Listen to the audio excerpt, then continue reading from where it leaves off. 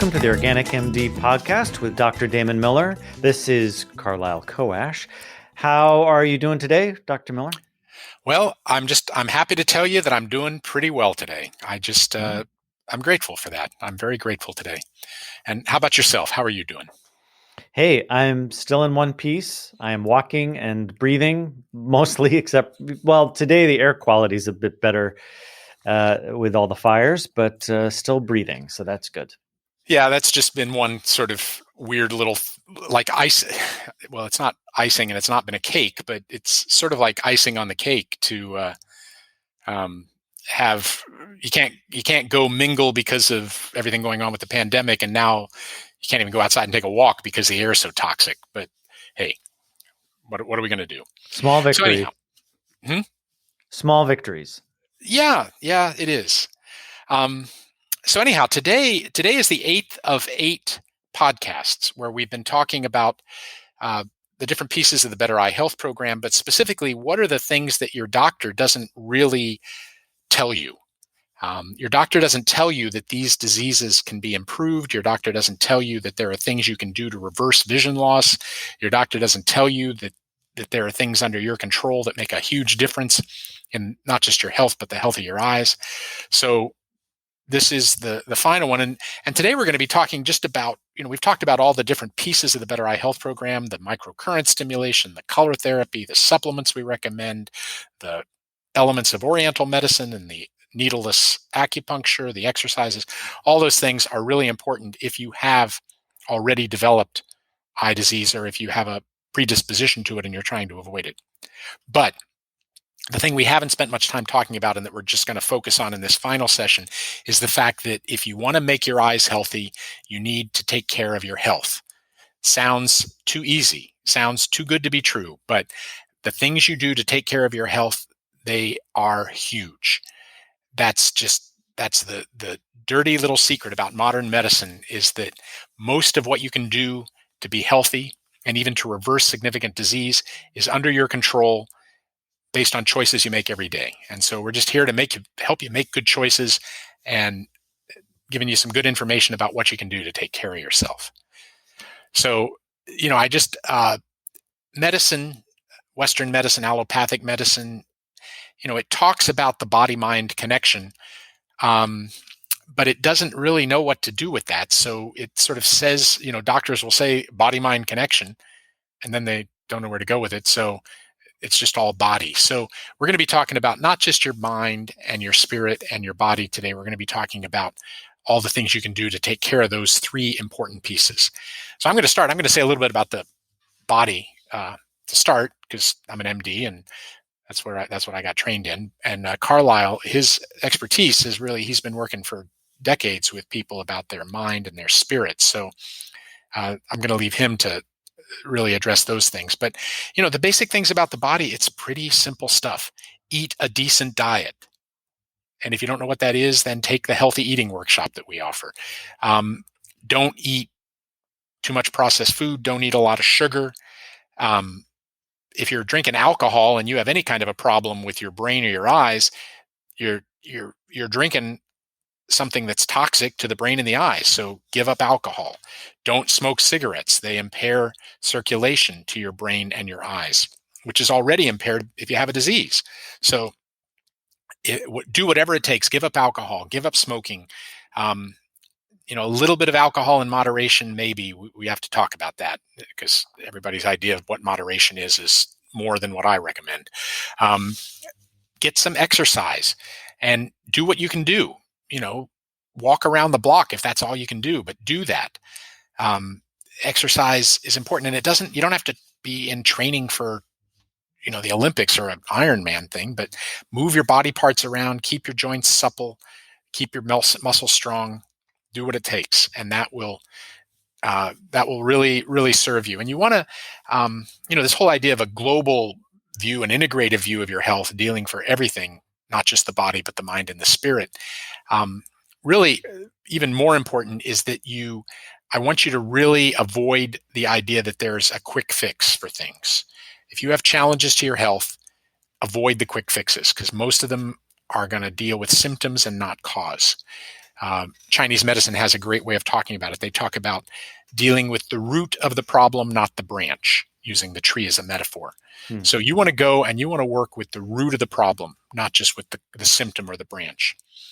And again, it's a big discussion. I just want to introduce it. But the thing you want to really avoid if you have eye disease is you don't want to take a lot of the prescriptions that are given you that can compromise your eyes, things for allergies, things for immune function, things for, even heart disease, blood pressure, urinary problems. A lot of those drugs really have a negative impact on your eyes. So you want to find a way to deal with those problems without taking those drugs. So that's really. Oh, and I guess the final thing is, there's been a lot of work that the health of your digestive system affects your brain and your eyes. The health of your heart and your cardiovascular system affects your brain and your eyes. So, you can't isolate and just think I'm just going to take care of my eyes. You got to take care of the whole package.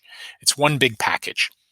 And then the other two pieces of the package are taking care of your mind, taking care of your spirit.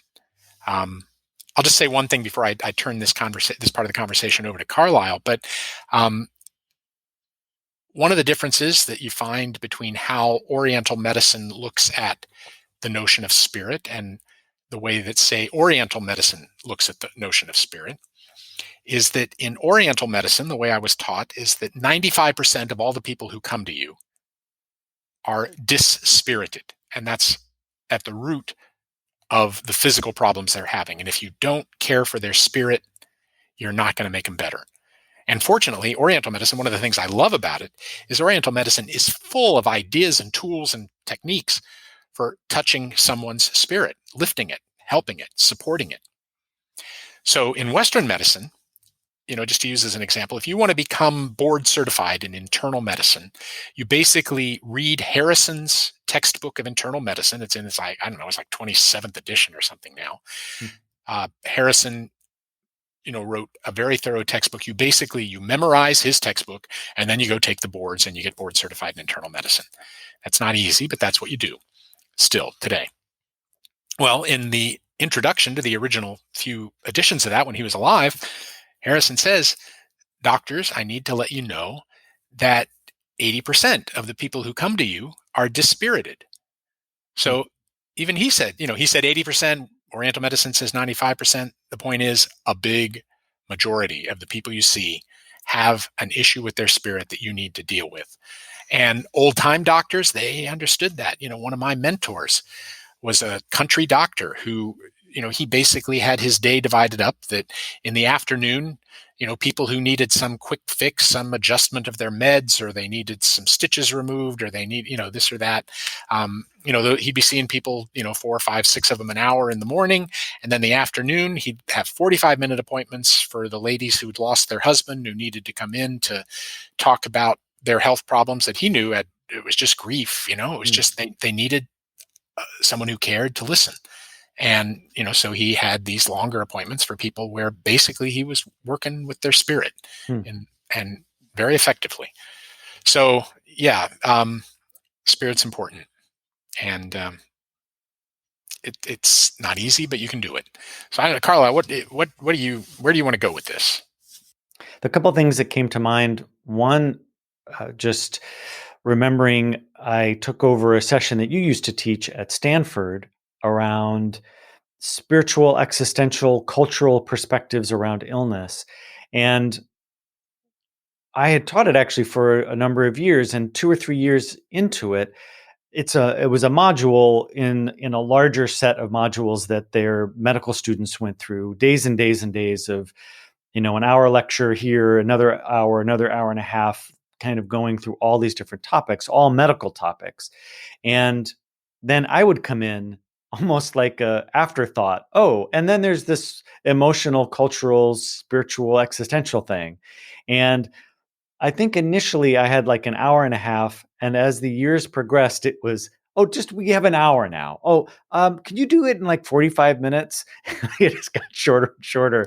And I even asked the person at one point, I'm curious. Oh, actually, in the class, I asked the group that was mostly doctors and some nurse practitioners, I'm curious, how many of these kind of sessions, it sounds like you're doing a lot of different sessions on all sorts of topics. I'm curious, how many sessions do you do about this kind of topic? And they kind of stared at me silently and said, "You're it. You're pretty much it. We don't really do, we have someone comes in about social work stuff, but it's all logistics about discharge."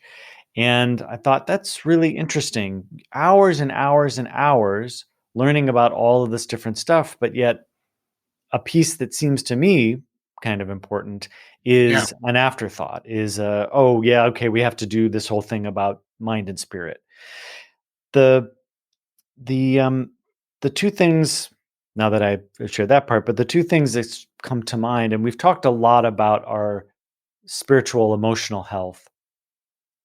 One of the things I think we also do with mind and spirit is quick fix as well. Like, just as we're doing the quick fix for the physical stuff, I think we do that also for our emotional and our spiritual, our existential, quick fix for our grief. Like, all of these things, we just want it done. And that actually also is not the best approach. We need a long view approach in which we're working on these things every day. We're deepening our understanding of our emotions, how things play out in our lives. So, one of the things that I do in teaching in terms of Buddhist tradition is there is this incredible heritage, now almost 3,000 years old, in terms of Buddhism, of looking at our minds and looking at our emotional state and how emotions play out, how we act out our emotions. And one of the things that's a very, very old practice is, if you're, for example, if you're struggling with anger, well, when the anger arises in you, chances are it arises in a similar pattern, in a similar way. It feels a certain way in your body. It might even have a color or texture or quality when it arises. And the certain tradition in Buddhism would say it's not enough just to say, "Oh yeah, I get angry sometimes when I'm not hungry," or when not when hungry, but like, "Oh, I get hungry and I get irritated and then I get a little angry and then when I eat I feel better." That's something I always used to hear growing up, because my dad would get a little grumpy and my mom would go, "Are you hungry? Have you eaten anything today?" Which always usually made him a little more irate, but you know uh so whatever, that there, here is the thing that manifests and here how it manifests, and I only do the surface level. If I'm relating to working on it, I may only do the surface level. But the thing is, in at least in the Buddhist tradition, and it's not just unique to Buddhism, but I would say that the Buddhists definitely go, okay, if we're going to do this, we're going to go 15 levels down into what it's like. And you would take time to evaluate every aspect of that anger and be able to actually map out how it is triggered, when it arises in your body, being able to, you know what, I feel this thing in my body starting, like this tightness in my chest, or I'm feeling like getting flush, that usually means anger is coming. Okay, right now I can do something different about it and I can change it and bring my mindfulness to it. But that takes time and effort to figure that out, to build that resilience and that resource for yourself. And the so many times every day I see articles about mindfulness or meditation, and it's how to do it really quick. Yeah, just do 2 minutes of it. That's all you need. And sure, it's good to do 2 minutes a day if you can. If you can do any meditation a day, that's good. However, it's also about building a long term approach and going deeper. It's not just calming for the moment, but how do I understand my mind and how it works, how my stressors work, so that I can manage those? And therefore, they will be more supportive in those moments when I need to de-stress. And the other piece, and we talked about this a little bit, is our inability to grieve and to work with change in our lives is woefully underrepresented, certainly in this culture, but I think also globally, because I see people from many cultures struggle. It's so often yes, this loss has happened, and I just grin and bear it, or I just grit my teeth and I push my way through it. And you don't do the work and don't respect the grief and the grieving process, and it continues to apply itself to situations down the road and can profoundly impact our ability to just do basic coping. So one of the people who we worked and were friends with and worked with for a number of years, Sabam Fusome, who was from West Africa, her community knows deeply about how to grieve, and she taught us a great deal during her time on this planet about how to grieve and how to integrate it into everyday life. I think we think that if we grieve, we're somehow it's going to destroy us or we're going to be weak as a result of it. And frankly, anyone I've ever seen really work on their grief on a regular basis and incorporate that into their health plan, if you will, are almost always stronger for it. So those are Yeah. just the two things that kind of come to my mind. Well, and I think, you've touched on one thing which we haven't really said before, but I think it's really, I'm hearing it, and it's worth repeating because I think it's really important, which is, you don't have to become a Buddhist to work with these things, but Oh, no. this notion that um, there is a way that you experience these things in your body, that it's not just your mind, and the and that can be very useful because it's so easy to just get into your thinking about something, into your mental state, into your mind, and just spin with it. And but if you kind of go, well, where am I feeling this in my body? Where is this in my body? um, Two things happen, I think. One is that most of us don't think that way most of the time, so it gives you almost a kind of a way to objectify it and work with it that doesn't seem so crazy. But also, I think there's a way that your body really appreciates that kind of attention. It's like, hey, I'm holding this for you, and when you kind of come and say, yeah, I get it. Yeah, thank you for holding it for me, and I'm here. I'm with it. I'm with you. Um, there's a kind of engagement. And I'm going to even go a step further to say that, and this is something I just hold to be true. Um, and you find this in many cultures as well, but there things happen for a reason. And I'm not trying to dismiss, that, I mean, yes, bad things happen in our lives and in the world, but to just brush things off as though, or be judgmental, this is bad and I just need to get past it real quick, or this is good and I want more of that. Um, if you're, what happens when we become just more of an observer? We just say, wow, this is the way I feel. This is what's happening. This is what's going on. And, and it's neither good nor bad. It's what is. And, um, this becomes a little abstract, I realize. So I'm just gonna say that just to plant the seed of it, and we'll probably have to come back to this in future podcasts. But um, just notice, that's very much just notice what's going on, because you're never going to change anything if you don't even see it. So just start by trying to notice. But these are all things you can work with. You can work with the ways that you're dispirited. You can work with the ways your mind is frazzled and confused. You can work with the way your body might be not functioning at its utmost. Um, and the whole point for me, of this discussion is that all these things are connected. You are one person. There is one package, and it has all these different aspects. And if there's an insult, you get a trauma or a loss of someone important to you, or something like that happens, it hits all of you. It affects your Exactly. body, it affects your mind, it affects your spirit. And if you want to pull yourself out of it and heal yourself, you got to deal with all those different things.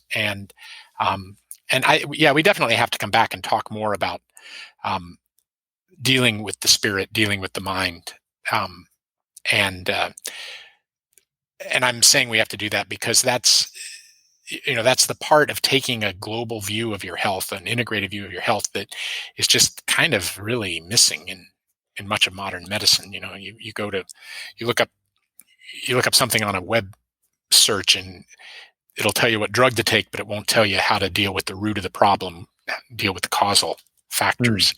So, Exactly. that puts the onus on us to talk Right. more Well, about that. all right. Okay.